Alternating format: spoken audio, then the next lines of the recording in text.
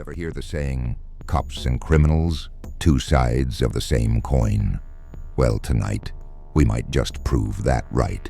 I'm Detective Drayk, and this case, it's one of the dirtiest I've ever had to unravel. A brother in blue, caught in a web of blood and deception. Stick with me, because trust me, by the end of this, you won't know who to believe. I got the call at exactly 2:43 a.m. Officer Ray Caldwell was found slumped over his desk at the precinct, a single gunshot wound to the head. At first glance, it looked like a suicide. His service weapon was right there, his left hand still gripping it, and a bottle of whiskey sat half-empty beside him. Classic case, right? Except Caldwell was right-handed, and that's just the first thing that didn't add up. I step into his office, the air still thick with gunpowder and something else. Something rotten. The door wasn't forced. No signs of a struggle. It's like whoever did this knew he wouldn't fight back. Or maybe he never even saw it coming. His desk was a mess. Papers scattered everywhere. And in the middle of it all, a case file. One marked confidential. Now I want you to tell me, if you were me, what would be the first thing you'd check?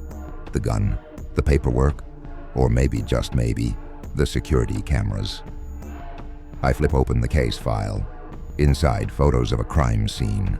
Another officer, murdered 2 weeks ago, shot execution style in an alleyway. Officer Kevin Langley. And guess who was investigating that case? That's right, Caldwell.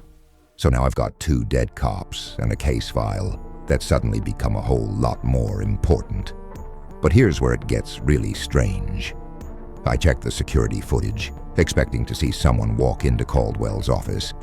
Instead, I see nothing. The footage from 2 a.m. to 3 a.m. gone. Deleted. Someone inside the station erased it, which means someone in this building didn't want me to see who was in that room. I take a deep breath. This is bigger than a simple murder. This is a cover-up. Someone Caldwell trusted, someone he worked with, wanted him dead. And they made damn sure no one could prove they were here. But they missed something, a detail so small they didn't think it would matter.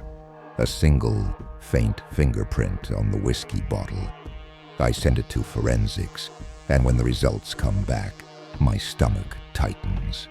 It belongs to Captain Douglas Wright, my own captain. Now let me ask you something. What would you do if the man running your department, the guy who gives you your orders, might be a murderer? I confront him, late night, his office, just the 2 of us.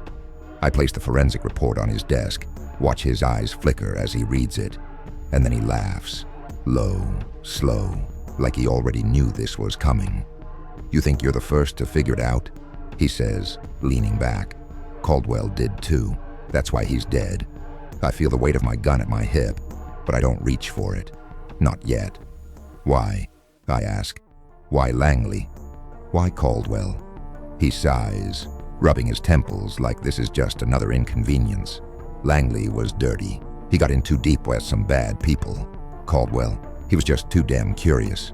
Too bad for them. Too bad for you. I hear the soft click before I see it. His gun, already drawn, pointed right at me. My mind races. Do I go for mine? Do I try to talk him down? Or do I wait for an opening, 1 second, 1 heartbeat, to make my move? And then, bang. The shot echoes through the office. My ears ring, my breath catches. And when the dust settles, it's not me who's bleeding. Captain Wright slumps forward, a bullet hole in his chest. Behind him, standing in the doorway, gun still raised, is Officer Caldwell's wife. Her hands shake. Her eyes are red, but her voice, steady as stone. That was for Ray. I watch as she lowers the weapon, as officers flood in, as the nightmare finally ends. Or does it?